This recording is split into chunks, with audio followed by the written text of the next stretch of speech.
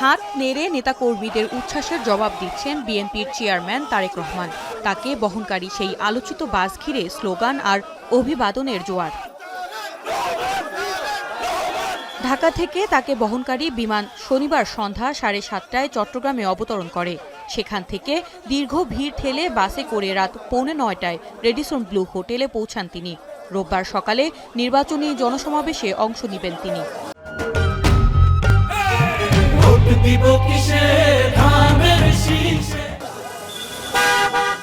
এর আগে সকালে জিয়া স্মৃতি জাদুঘর পরিদর্শন ও তরুণদের সাথে এক মতবিনিময়ে অংশ নেয়ার কথা রয়েছে তার।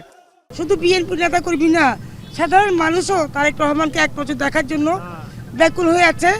আমরা ঈদের মতো উৎসব নিয়ে আমরা দাঁড়িয়ে আছি এখনো রেডিসন ব্লুর সামনে। আমরা নেতাকে দেখবো। তারেক জি এখন এবারে আসছে, আই কেন দেখা করি বললো স্যার। নেতাকর্মীরা জানান, বন্দর নগরীতে তারেক রহমানের আগমন তাদের নতুন স্বপ্ন দেখাচ্ছে। তাকে দেখতে নগরীর বিভিন্ন এলাকার পাশাপাশি দূর দূরান্ত থেকে ছুটে এসেছেন অনেকে। আমরা ওনার একটু দেখার জন্য অনেকক্ষণ ধরে এখানে দাঁড়িয়েছিলাম, দেখেছি অবশ্য। সব নেতারা এখানে আছেন।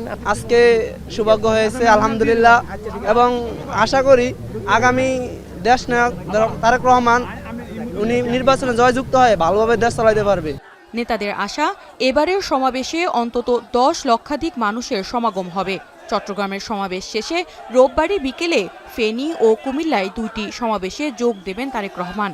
পরে ঢাকা ফেরার পথে নারায়ণগঞ্জে সমাবেশ করবেন তিনি। এখন চট্টগ্রাম।